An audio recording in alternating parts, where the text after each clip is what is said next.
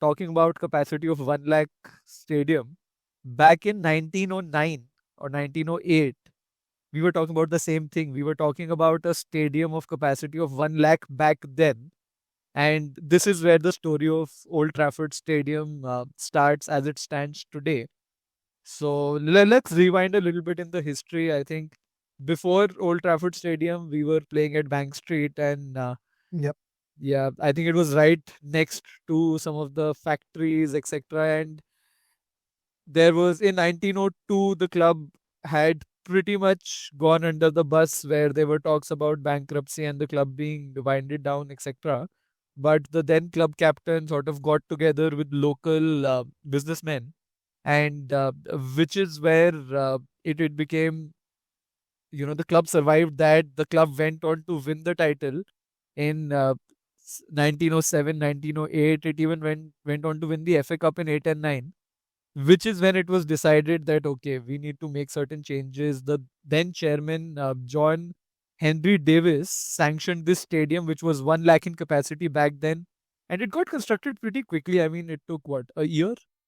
This was, Yeah, I mean, yeah, the idea was to build the stadium, which would be the biggest in England, and that's why the 100,000 figure came about. But because of budget constraints, the budget was 60,000 pounds at that point. yeah, I mean, that's like the weekly wage of our youth players right now. I mean, you can just imagine the inflation. And right now we're talking about a figure of 2 billion, by the way. yeah, Uh, God knows where that funding will come from. But 60,000 at that point of time was a big deal, and it was a talk of 100,000. But of course, due to budgetary constraints, eventually it was decided that 80,000 will be the figure. And John Davies is the chairman yeah, who had a vision because he got the same architect who was very well renowned in Glasgow at that point of time. In fact, you mentioned that he is the third most well known Scotsman in the United history of Manchester, in United's history, after Busby and Sir Alex. yeah.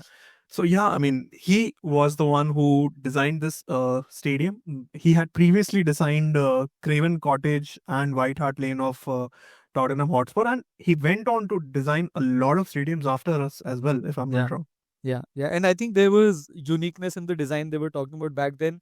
Till then, all the stadiums weren't connected with the stands. I think this was one of the first stadiums which had a continuous ring of seating. So I think that atmosphere that the crowd sort of builds in for the team, I think that was unique. That was, till then it used to be different blocks, and the blocks weren't connected with each other.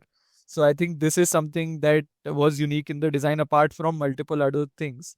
But yeah, I think very quickly it became a talk of the town. There were multiple, you know, publishings.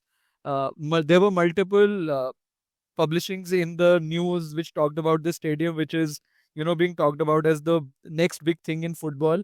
And in fact, if I'm not wrong, United were being called Moneybags United at that point in time, because everybody felt that, where £1,000 was probably the transfer fee for players, we were investing £60,000 on a stadium, and which was unheard of at that point in time. So But it was a but big, this is the reason. But this is the reason why I call our chairman a visionary at that point of time, because he understood the economics of that time. He understood that the working hours had just been reduced, and the working man had a bit of time and had a bit of disposable income, and yeah, they needed some motivation outside of work. They needed some entertainment outside of work, and boy, Manchester United provided just that. I mean, it we have well known that we have built the club and the stadium with the working man. We have a working man roots, and this is something which Sir Alex kept talking about yeah, multiple times, right, during his reign.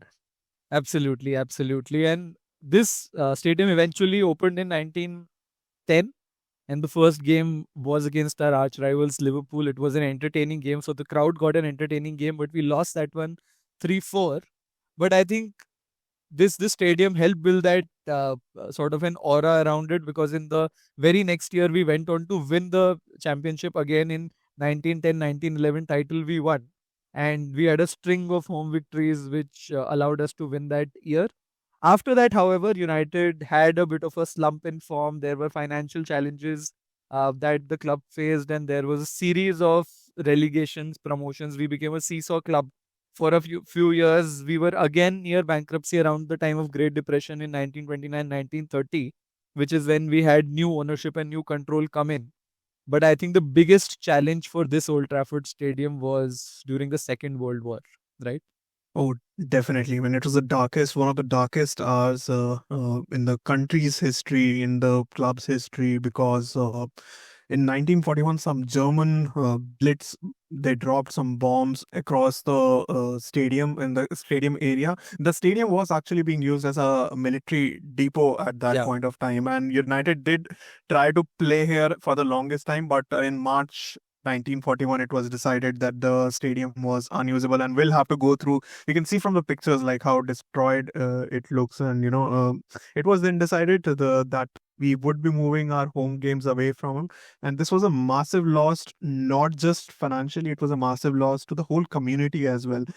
But this is where I feel football comes alive. This is where I feel the absolutely. camaraderie of other clubs also come alive, because for the next 80 years where we played, didn't we? Absolutely. I think Manchester City's home stadium, Main Road, is was our home stadium as well. We played our home games at Main Road, and we went on to win an FA Cup in one of those years, I think 47, 48, if I'm not wrong. So, yeah, I think we saw a little bit of a success there as well. And one of the standouts of the design of the Old Trafford, the original Old Trafford design, was the tunnel where players come in. And iconically enough, that was the only piece of the stadium which lives on from its old design. That was the only part of the stadium which was not destroyed during the Second World War. So the stadium was rebuilt after that, and in the second part, we will talk about post Second World War era and what happened. But this tunnel remained at the core of it, and it was front and center.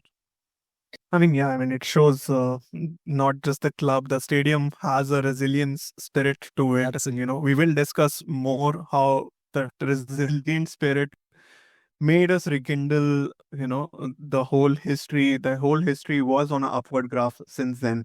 And yeah, we'll be very excited to talk about it in the second part. Thank you so All much for right. listening to this one. See you. Bye bye.